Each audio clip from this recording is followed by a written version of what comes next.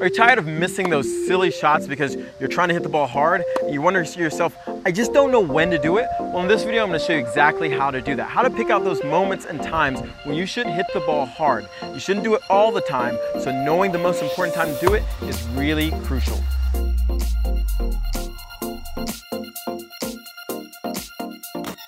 Okay, like I said, in this video, we're going to talk about when is the right time to hit the ball hard.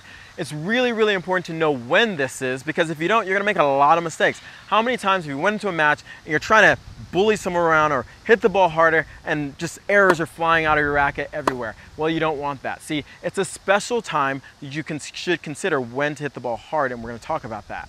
Power is best used when you have consistency and placement. It makes this trifecta: consistency, placement, and power. So make sure you watch my video on consistency, this should be right here, or on placement, because when you combine it with what you learned in the last week's video of effortless power, you're gonna have this great mix of being able to be consistent, place the ball, which gives you opportunities to hit the ball harder. You see, having the more consistency and placement creates the opportunities to hit the ball harder. And we're going to talk about that in this video today, about what should you do with those opportunities and how to spot those opportunities. The way I think about power is a tool to disrupt your opponent's timing. And that is a far better way of thinking about it than trying to hit winners. This is the reason why. When I'm trying to disrupt my opponent's timing, I'm trying to make them give me a shorter ball or an easier ball or make a silly mistake. With this mindset, I'm not constantly trying to seek winners by going and hitting the ball hard. And I don't get into that winner trap, meaning that if I don't hit a winner, I gotta hit another really good ball. And if you've ever heard me say this, you wanna play by trying to hit a bunch of good shots together, and hopefully you win the point, compared to having to hit a bunch of great shots. When you have to hit a bunch of great shots, you're gonna hit a bunch of out shots, because the closer to the line you have to hit the ball to win the point, you're gonna take more and more risk, and that's what you don't wanna do. So now that you understand with consistency, placement, then there comes power, you gotta think about sprinkling power in instead of pouring it on. So many players go out and they're trying to hit the winners, they're trying to pour on the winners thinking that's gonna win the matches, and it's just not gonna win matches against better players. Better players know how to deal with power, but even better players have trouble when their timing gets disrupted that can maybe lead to you getting a shorter ball or an opportunity to hit a better ball. Now, one other warning I have when you try to use power is don't use power when it's an easy shot. I see this all the time. The player works so hard to get the shot they want. They get this easy ball on top of the net, and we feel like, oh, I need to hit the ball harder. And guess what? You make a silly mistake when you could have probably just dinked the ball in and still won the point. This is not, again, the use or time for using power when you have the easiest shot right on top of the net, or something just simple where you just need to place it. You have to have a little self-discipline to make sure you use it at the right times. Now let's start talking about the right times. There's 3 characteristics that I think about that are really important when you want to use power. And the more you stack and layer these characteristics together, the more you're going to have an advantage when you're using the power. Again, we're sprinkling, not pouring it on. So the first one is making sure that the ball is above the net. The reason why this is so important is because you have more access to the court when the ball is above the net. If the ball is below the net, you have to make the ball go up and then come down, meaning you have to create more topspin, and topspin is going to slow the ball down. Yes, topspin can be added to control some of the power, but too much topspin to make it come dip is going to slow it down. So we want to take advantage of the ball being above the net, meaning that we hit through the ball with spin and still have this access to the court. The next is when the ball is shorter in the court. When the ball is shorter in court and it's above the net, we have even more access to the court. And the final one is when you're in position. And this one is probably, I think, one of the most important things to make sure you understand, because the ball can still be high and short, and you can still not be in position. So you have to be in position. And what position means to me is being balanced and being able to rotate. Meaning you can get up to the ball and you're set up because you are balanced, you're ready to go, you're not falling over. And then you're set up with your feet to rotate, which means you can accelerate, you can use your body to accelerate, which we talked about in the previous video on effortless power. Make sure you check that out if you haven't watched that, because that's crucial to combining it with what we're talking about today. 2 other areas where I think it's really important to think about when you're using power is targeting. You want to create a big target. So this means we're not aiming 2 or 3 feet inside the baseline or the single sideline. Because we're accelerating our rackets more and the timing has to be even better, you want to make sure that you have big targets. When you're trying to hit with power, it's going to magnify both the good and the bad. This is why we get so caught up. If we hit a great shot with power, guess what? It looks amazing. But if we hit a bad shot with power, guess what? It looks horrible. It's the fence. So power magnifies both good and bad. And this is why we want to pick a big target with tons of margin. Just in case we mistime it a little bit, we still have a lot of room to work with. The second thing to think about targeting is making sure you're aiming for your opponent's weakness. Now, they may not have a shot that's clearly a weakness, but a weaker shot compared to their forehand. Their backhand might be a little bit weaker, or it just doesn't come as hard.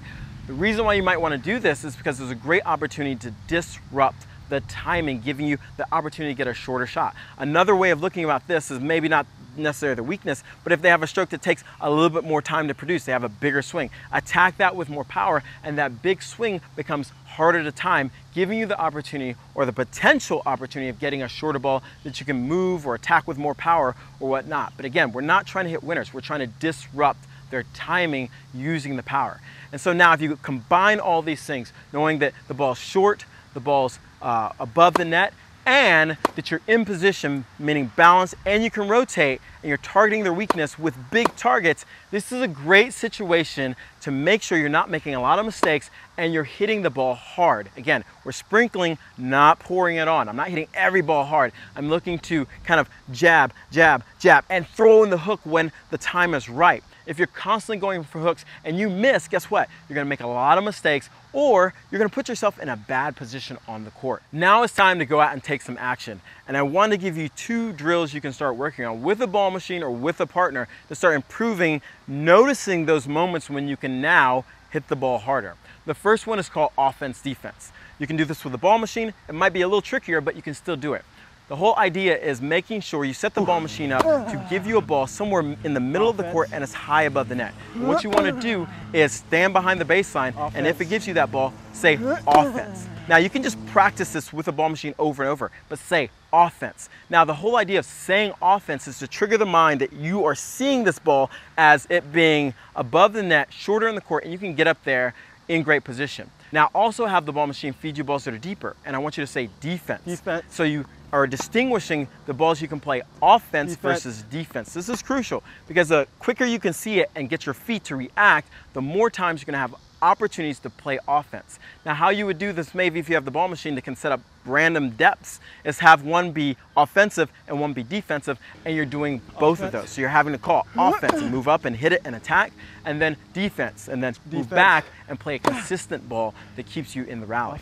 Now, the way you can do this with a partner is go out and hit and call offense, defense. When they hit you a ball that falls into these characteristics of being short inside the court and you're in position that you can attack, you say offense. Now, the key is saying offense before the ball lands. You should be able to say it as it's coming over the net, if not earlier. The earlier, the better. The more you can see it, because then you get to move inside the court and work on setting up and attacking and doing this over and over again. And so this is a great drill to go from offense to defense. Too many times players are going out there and they're never thinking about defense. They just think, oh, I want to hit the ball hard, so I'll just hit this random ball hard. And they're not thinking about, is this the right time to hit the ball hard? And this drill will help you identify the right times to hit the ball hard by saying offense. The second drill I have is working on big target hitting, meaning setting a big target zone area where when you go out and practice, this is what you're aiming for. And have a ball machine set up where it gives you those offensive balls that you've been working on calling. Another way of doing it is having a pro feed you balls, or working with a friend or partner and rallying cross court, and whenever they give you this ball, you hit it into that big target zone. So you just hit cross court. If they leave you on the short, you say offense, you run up there, boom, you hit the ball in the offensive zone. And this is a great kind of drill that you can actually turn into a game where you go cross court, you set up big target zones on each side of the court, and you play it out cross court. Now when they attack you and you're pushed back, guess what you gotta call? You gotta call defense, you lift the ball up. But then when you get the opportunity, because the ball is shorter in the court, you attack them, you call offense. And there's this great kind of change of gears. And this is super important when you're playing matches, to learn how to change gears from going on from offense to defense, and then from defense to offense, and knowing when to do it because you've trained yourself to do it over and over again. If you like this video about power, I have something even greater than power, and you're wondering, what is that? Well, it's why the pros think in time and amateurs think in power. Yes, power is important and we've talked about it a lot, but there's something that's more powerful than actually hitting the ball harder. And I'm going to share that with you next week, so make sure you stay tuned. In summary, the first thing you want to think about is that power works best when you have consistency and placement. The reason this works so well together is because by having consistency, your opponent knows you're going to stay out there, you're going to last, you can make enough balls. By having placement, it means that they just can't hit the ball in the center of the court. They have to do something with it. And because of those two, when they make a mistake, you're going to punish them with the power because they left it short. Number 2, sprinkle, don't pour it. You have to understand the mindset is that you're disrupting your opponent's timing, not trying to constantly hit winners. Will you hit winners? Yes, you will, but not because you're going for an outright winner. It puts you in the winner's trap, meaning that when you don't hit that winner and the ball comes back, you're going to try to do more, and you don't want that. That's going to lead to a lot of errors. Number 3, which are the 3 characteristics, meaning that the ball's above the net, the ball's shorter in the court, and you're in position.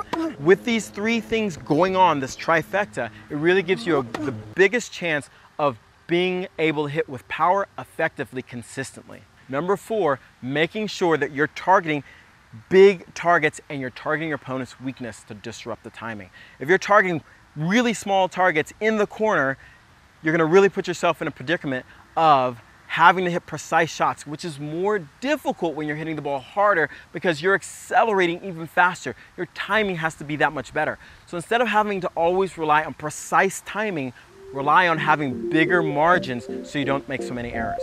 If you like this video, make sure you hit the like button and leave us a comment. Also, if you want more great videos on adult development, make sure you check us out at totaltennisdomination.org. Take care.